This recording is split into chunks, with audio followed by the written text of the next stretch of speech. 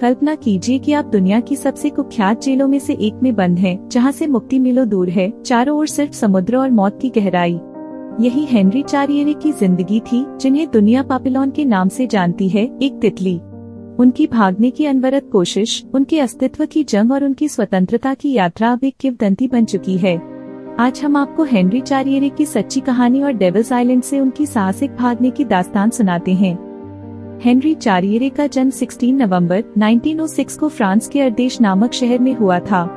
एक साधारण परिवार में पले बढ़े हेनरी का शुरुआती जीवन अपेक्षाकृत सामान्य था, लेकिन जैसे जैसे वह बड़े हुए, उनका विद्रोही स्वभाव और मुसीबत की ओर झुकाव बढ़ता गया।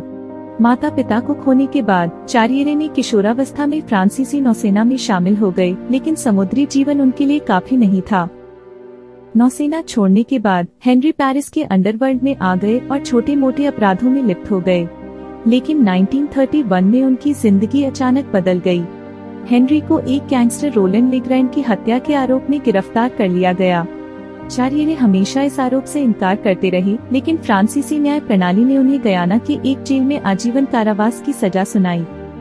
चारियरे को फ्रांसीसी गयाना भेज दिया गया, जो दक्षिण अमेरिका में एक दूरदराज और क्रूर जेल प्रणाली थी। यह कॉलोनी अपने भयानक हालात के लिए कुख्यात थी। हजारों कैदियों को यहाँ भेजा गया और उनमें से बहुत कम ही लौटे। चारियरे का गंतव्य था इल्स टू सलूट या सेल्वेशन द्वीप, जो एक ऐसा नाम था जो विडंबना से भरा हुआ था, क्योंकि यहाँ कैदियों के लिए कोई मुक्ति नहीं थी। हेनरी के लिए भागना केवल एक सपना नहीं था, यह उनका मिशन बन गया। जेल पहुँचने के पहले दिन से ही चारियरे का एकमात्र लक्ष्य भागना था। उनकी पहली कोशिश जल्दी ही हुई, जिसमें उन्होंने अन्य कैदियों के साथ भागने की योजना बनाई, लेकिन यह प्रयास असफल रहा। पकड़े जाने और सजा पाने के बाद उन्हें अकेले कारावास में डाल दिया गया, लेकिन भले ही उनकी कड़ी सजा हुई हो, उनका आत्मबल अडिग रहा। हेनरी के लिए भागने का सवाल अगर नहीं था, बल्कि कब था।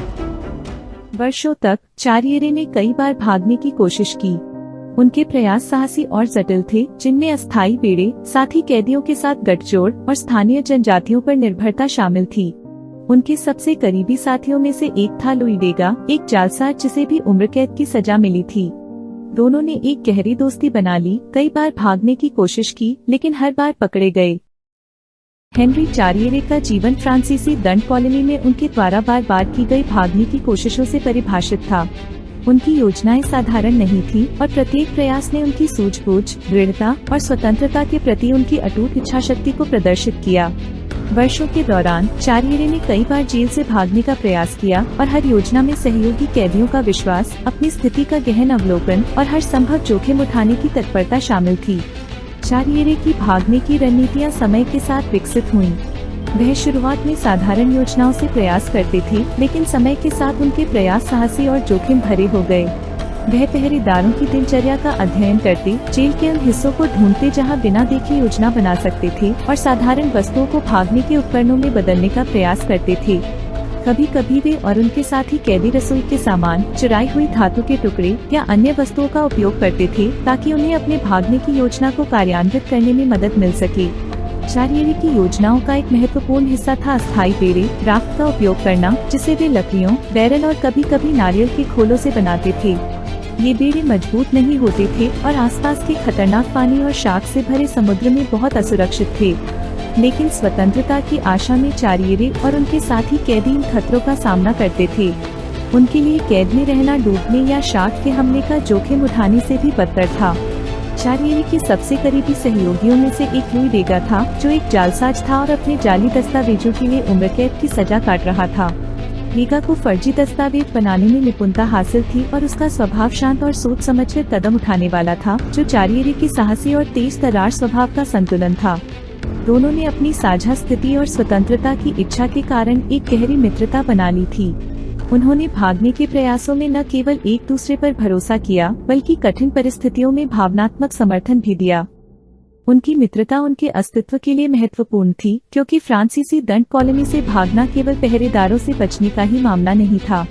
भागने के प्रयास के लिए जटिल योजना, शारीरिक सहनशक्ति और एक दूसरे पर जीवन मरण की परिस्थितियों में भरोसा होना आवश्यक था। डेगा की जालसाजी की कुशलता हालांकि सीधे भागने के लिए उपयोगी नहीं थी, लेकिन उन्होंने अन्य कैदियों से चीजें और जानकारी प्राप्त करने में मदद की, जो योजना बनाने में उपयोगी थी। चारियरे ने अपनी संसाधनशीलता और नेतृत्व क्षमता से भागने की योजनाएं बनाई और डेगा ने हमेशा ठंडे दिमाग से उनका साथ दिया। उनकी सबसे जटिल योजनाओं में से एक में स्थानीय जनजातियों की मदद लेने की कोशिश शामिल थी, जो कॉलोनी के आसपास के जंगलों में रहती थी। चारियरे और डेगा ने उम्मीद की कि ये लोग, जिन्हें क्षेत्र की अच्छी जानकारी थी, उन्हें सुरक्षा, मार्गदर्शन या मुख्य भूमि तक पहुंचने का सुरक्षित रास्ता दे सकते हैं। लेकिन इन जनजातियों से संचार करना और उनके साथ सौदा करना आसान नहीं था। भाषा की बाधाएं, सांस्कृतिक अंतर और धोखा देने का जोखिम हमेशा इस तरह के गठबंधनों को जोखिम भरा बनाते थे। फिर भी चारियरे को लगता था कि यह जोखिम उठाना उचित था, क्योंकि इससे उनकी स्वतंत्रता की संभावना बढ़ सकती थी। कुछ भागने के प्रयासों से चारियरे को अस्थायी स्वतंत्रता मिली। उदाहरण के लिए, एक बार वे जंगल या आसपास के द्वीपों तक पहुंचने में कामयाब हुए, लेकिन उन्हें अक्सर वापस पकड़ लिया जाता था। जंगल स्वयं खतरों से भरा हुआ था, विषैले सांप, घनी झाड़ियाँ, भूखमरी और बीमारियों का जोखिम। एक मौके पर चारियरे और उनके साथी एक निर्जन द्वीप पर छुपे हुए थे, जहां उन्हें दिनों तक भीषण गर्मी और भोजन की कमी का सामना करना पड़ा और बाद में उन्हें ढूंढकर वापस जेल भेज दिया गया। हर सफल प्रयास के बाद उन्हें और कड़ी सजा मिलती। आमतौर पर उन्हें अकेले कारावास में डाल दिया जाता, जहां उन्हें घोर अंधेरे, भूख और शारीरिक तकलीफों से जूझना पड़ता। अकेले कारावास ने उनकी मानसिक ताकत की भी परीक्षा ली और कई कैदी तो ऐसी स्थिति में टूट जाते। लेकिन चारियरे के लिए ये विफलताएं केवल उनके अंदर फिर से भागने की जिद को और मजबूत करती।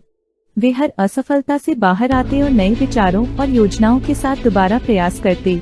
इन सभी कठिनाइयों के बावजूद चारियरे और डेगा की मित्रता अटूट रही।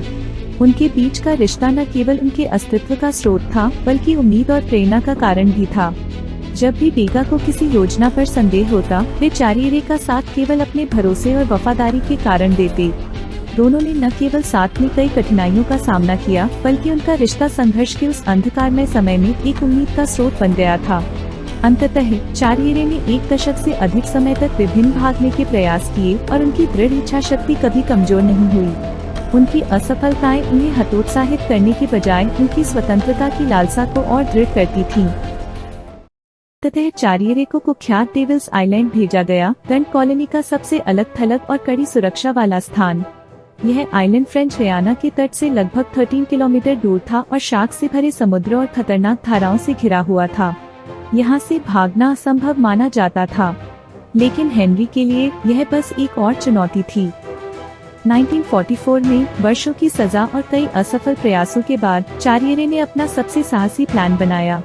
उन्होंने नारियल के खोलों को इकट्ठा किया, उनसे एक अस्थायी पीड़ा बनाया और एक दिन समुद्र में कूद पड़े। लहरों, शार्क और थकावट से जूझते हुए हेनरी आखिरकार वेनेजुएला के तट पर पहुँचे। यहाँ से उनकी जिंदगी का एक नया अध्याय शुरू हुआ। इस बार चारियरे सफल रहे। उन्होंने वेनेजुएला पहुंचकर शरण पाई और अंततः वहां की नागरिकता हासिल कर ली।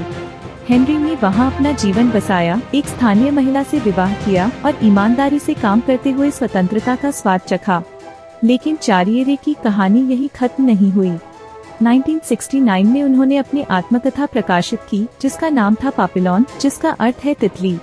इस पुस्तक में उन्होंने अपने कष्टों और भागने के अनुभवों को साझा किया, जिसने विश्व भर के पाठकों को मंत्रमुग्ध कर दिया। पापिलॉन एक अंतर्राष्ट्रीय सफलता बन गई और इसे दृढ़ संकल्प, आशा और स्वतंत्रता की कहानी के रूप में सराहा गया। यह किताब इतनी प्रसिद्ध हुई कि 1973 में इस पर एक फिल्म बनी, जिसमें स्टीव मैकवीन ने हेनरी चारियरे की भूमिका निभाई और 2017 में इसका एक और रूपांतरण आया, जिसमें चार्ली हनम ने मुख्य भूमिका निभाई। इन फिल्मों ने चारियरे की कहानी को एक महाकाव्य भागने की कहानी के रूप में स्थापित कर दिया। हेनरी चारियरे का निधन 1973 में हुआ, लेकिन उनकी विरासत आज भी जीवित है। पापिलॉन केवल एक आत्मकथा नहीं है, यह एक आदमी की उस दृढ़ इच्छा शक्ति का प्रतीक है जो कभी हार नहीं मानता। चारियरे की कहानी आज भी लाखों लोगों को प्रेरित करती है, यह दिखाते हुए कि मानव आत्मा एक तितली की तरह अंधेरे से भी ऊपर उठ सकती है।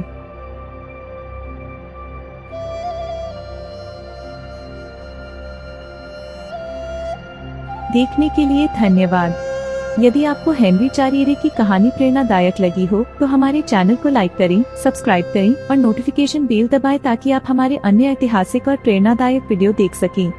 अगली बार तक याद रखें, मानव आत्मा तितली की तरह अंधेरे में भी उड़ान भर सकती है।